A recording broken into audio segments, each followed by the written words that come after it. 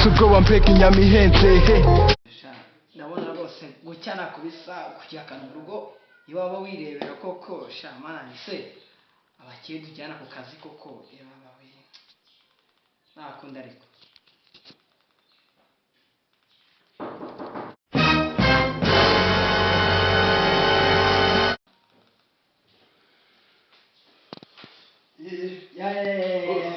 Adios. manibere muri sari wanjye niturije n'ibyo cha boss jyanaga rero Cyagendaga kabisa. ubu rero manibereye muri saro gusa ariko mbonye message kuri telefone imbwira yuko abantu b'abakire dufitanye inama muri Amerika none se rafite gado ko wajya muri Amerika tuzagutwara Gahunda ndayifite gusa urumva ntabwo twa nk'umuntu w'umukire ahubwo se ariko numvishe ngo umuntu azabanza gusevinga imitungo yavuga imitungo afite kugira ngo ubone kwinjira indege aya makuru nayo nayumvishe ore noneho ndumva wowe tayari turi kumwe mu kugenda noneho we reka nguhe manimero yawe tujye kugenda ndahite nguhamagara tugenda hari icyo bitwaye cyane cyitwaye kabisa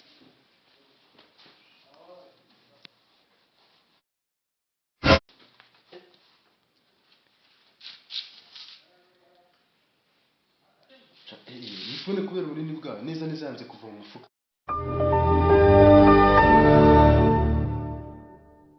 telefone yikozwe n'undi muntu atari gihe kigira ikibazo cya parariza niyongere gukora ihita yibana koko se iyi ni za zindi z'abakire nyine za zindi za F1 noneho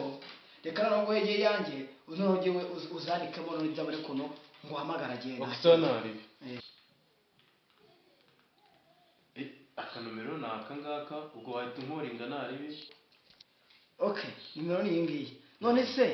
ko mbona ese ukoje Airtel ko handitse 072 ni Airtel none se habayeho kujijwa aho hari kabiri ubwo ni 8 bari gushyiraho gerega ibintu by'iminani byinshi ntabwo mbikunda cyazanyandikira zanyandikira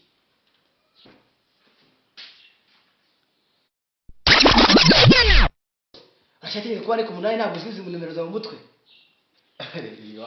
wapi ahubwo iyi telefone nk'utu ngutu tugiye akatuba tuncanze se ko tugeze mu bya viziyo tunheruka ku bw'abami ubundi siniyi ndabona ngo ari iteri naho ubundi nandi kureba akanomero ntabwo kadakoreshwa n'abantu benshi kugira ngo utazananyibeshyaho bakandiraho hiti jya ni iyi ngiyi akanomero naho ubundi nyine uzangireho uwo muhari urahazi ubundi duhite ducomokana okay none nakabonye nagasevinze none reka nguherekeze ducomoke nta kibazo sibyo sanari buri joro ndamurota nta kibazo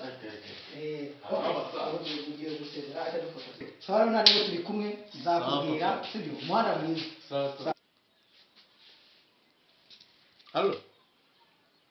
ni kabosi tuvuga mva mani